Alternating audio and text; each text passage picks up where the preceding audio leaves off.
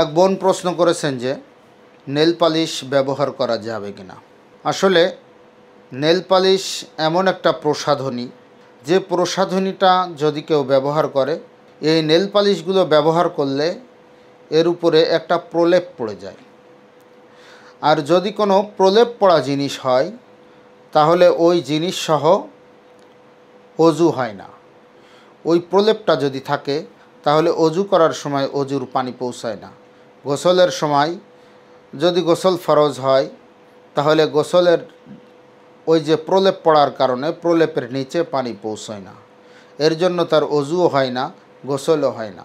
আর একজন মানুষের যদি অজু গোসল না হয়, তার নামাজ, রোজা, হজ, যাকাত, যে কোনো ইবাদত আল্লাহ তাআলা পবিত্রতা ছাড়া আল্লাহ তাআলা কবুল করেন না। এর জন্য যেহেতু এটা পবিত্রতার সঙ্গে সম্পর্ক, যদি প্রলেপ পড়ে যায়, যে মেহেদিগুলো এখন বাজারজাত হচ্ছে, অনেক মেহেদিও এরকম আছে যেগুলোই প্রলেপ পড়ে যায়। হ্যাঁ, যদি কোনো মেহেদি, যেগুলো মেহেদি এরকম আছে যেগুলোতে কোনো প্রলেপ পড়ে না, বরঞ্চ সেটা চামড়ার সঙ্গে রং মিশে যায়। একটা হলো চামড়ার সঙ্গে রং মিশে যাওয়া, আর একটা হলো চামড়ার উপরিভাগে আবরণের সৃষ্টি করা। যে কোনো ধরনের নেল পালিশ হোক বা মেহেদি হোক, যে প্রসাধনী হোক না কেন, যদি কোনো আবরণ সৃষ্টি করে তাহলে সে পানি পৌঁছাইতে বাধাগ্রস্ত হয়। আর পবিত্রতা অর্জন করতে গেলে পানি না পৌঁছালে পবিত্রতা অর্জন হয় না।